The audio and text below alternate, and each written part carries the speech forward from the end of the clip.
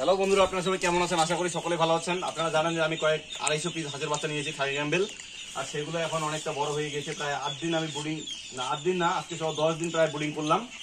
তো এখন আজকে ভাবতেছি যে আমি ব্রুডারটা খুলে দেবো, আমার ঘরেই ছেড়ে রাখবো, কারণ অনেকদিন হয়ে গেল আর এখন অনেকটা বড় হয়ে গিয়েছে আমার বাচ্চাগুলো। এদিকে দেখাও তো বাচ্চাগুলো, দেখেন এখানে। আর আমার ব্রুডিং টাইমে প্রায় 10 দিনে আমার বাচ্চা মারা গিয়েছে টোটাল 12টার মতো।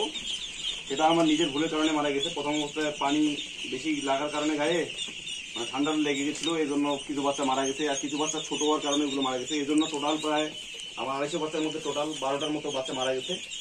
আর 100-র মধ্যে মানে 5-7টা বাচ্চা মারা যাওয়া এটা স্বাভাবিক, এই জন্য আমি খুব একটা চিন্তা করতেছি না। আর আজকে যেহেতু আমার বাচ্চাগুলো অনেকটা বর্তমান বড় হয়ে গিয়েছে, এই জন্য ভাবলাম যে বাচ্চাগুলোকে আজকে ছেড়ে দিব, মানে ব্রুডার থেকে খুলে দিব। আমার রুমে যেহেতু নিচে নেট দেওয়া আছে, পায়খানা টায়খানা করলে নিচে আমাদের পুকুরে পড়ে যাবে, এজন্য ভাবছি যে আজকে ছেড়ে দিব। আর এখানে এইভাবে ব্রুডারে থাকলে ময়লা হচ্ছে আর প্রতিদিন পরিষ্কার করে দিতে রাখতেছে, এজন্য মূলত এটা করা। আজকে আমি রুমটা টোটাল পরিষ্কার করে তারপরে ব্রুডারটা খুলে দিব। আজকে আমি এগুলো সব আজকে খুলাবো।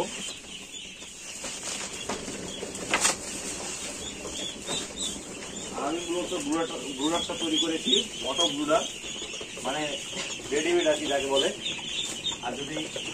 আর যদি টিন বা ইয়া দিয়ে শেড দিয়ে তৈরি করতে চাইতাম তাহলে হয়তো বেশি খরচ পড়ে যেত। আর আমি যেহেতু বর্তমানে আর বাচ্চা বোর্ডিং করবো না, এজন্য মূলত এটা করা। আর এটাই আমার কোনো খরচ হয়নি, এটা বাড়ির ছিল সবকিছু, বাস তারপরে মেয়েরা আমাদের বাড়িতে ছিল।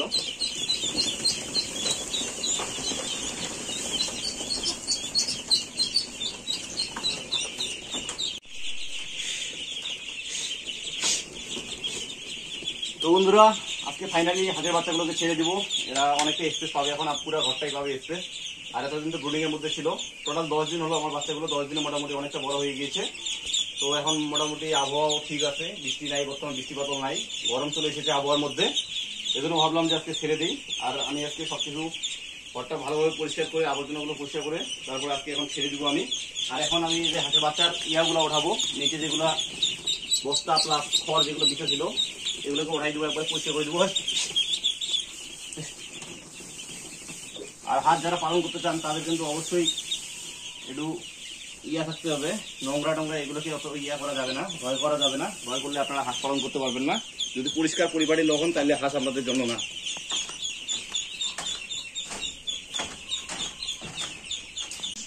তো বন্ধুরা, ফাইনালি আমাদের ব্রুডারটা বের করে ফেললাম। দেখেন এখন দুইটা ব্রুডারের বাচ্চাগুলো সব এক হয়ে গিয়েছে। আর এখন মূলত আমি এদেরকে খাবার দিব, আর অনেকক্ষণ থেকে এদেরকে খাবার দেয়নি, এখন খাবারটা দিয়ে দিব। কিছু খাবার চড়ে ছিটাই দিব, আর কিছু খাবার হচ্ছে আমার বক্সগুলো দিব, যাতে করে সব বাচ্চা ভালোভাবে খাইতে পারে।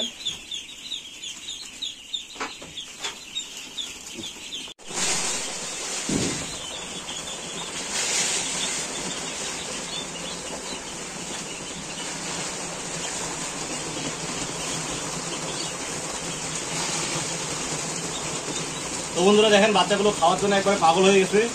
যেহেতু অনেকক্ষণ থেকে তাদেরকে আমি খাবার দেয়নি, আর প্রথম ব্রুডার খুলে দিচ্ছি, এজন্য তারা অনেক উচ্ছ্বাসিত, আনন্দিত। অনেকদিন পর আজকে ব্রুডার থেকে বের হলো।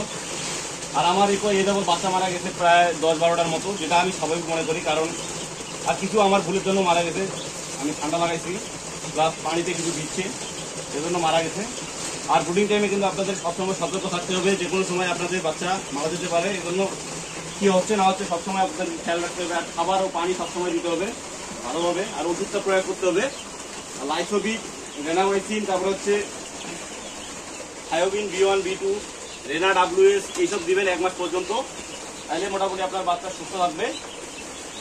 আর আজকে দেখেন আমার বাচ্চাগুলো আমি 0 সাইজ নিয়ে আসছিলাম, এর আগে ভিডিওটা যারা দেখেছেন তারা হয়তো জানবেন।